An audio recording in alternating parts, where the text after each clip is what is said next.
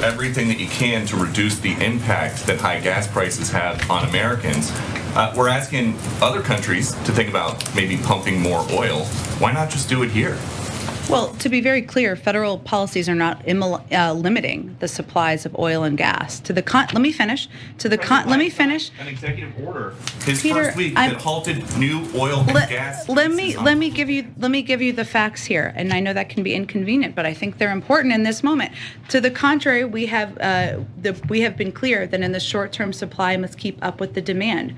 We are, and here and around the world, will we make the shift to a secure, clean energy future. We are one of the largest producers with a strong domestic oil and gas industry. We have actually produced more oil. It is at record numbers, and we will continue to produce more oil. There are 9,000 approved drilling permits that are not being used. So the suggestion that we are not allowing companies to drill is inaccurate. The suggestion that that is what is hindering or preventing gas prices to come down is inaccurate. In 2020, when roughly 220,000 Americans had already died of COVID, Joe Biden said about Trump, anyone who is responsible for that many deaths should not remain as president of the United States of America. Is that still the standard now that more Americans have died under President Biden than President Trump?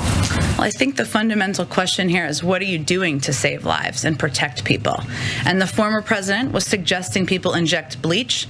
He apparently, reportedly, didn't even share with people he was going to interact with that he had tested positive for COVID himself. He continued to provide a forum for misinformation, which probably led to people not taking steps forward to protect themselves, to wear masks, to eventually get vaccinated. This president has made the vaccine widely available. He's relied on the advice of his health and medical experts, and he is trying to be a part of solving this crisis, getting the pandemic under control. And I think there's a pretty stark difference between their approaches. Talk about Peter Doocy for 1 second. Sure. Okay. Okay. Is he a stupid son of a bitch? Or does he play a stupid son of a bitch on TV? Okay.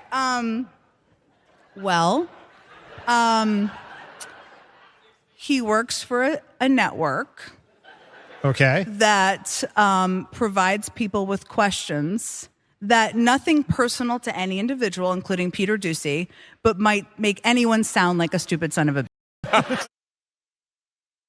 Okay, so there you have Jen Psaki, who still technically is the press secretary, but very soon will be like hosting a show on MSNBC or something. It's a weird world we live in.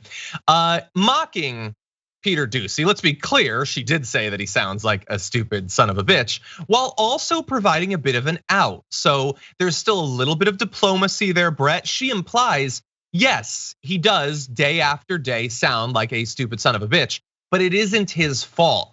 It's only because Fox provided stupid questions. And if you don't remember some of these questions, Marissa did a great job of rounding up some examples. So for instance, she mocks Peter Doocy's question about Texas busing migrants, pointing out that it's a publicity stunt. Peter Doocy is pretending as if it's a serious demonstration of immigration policy. He's always down to give the right the best shake when they're clearly being trolls.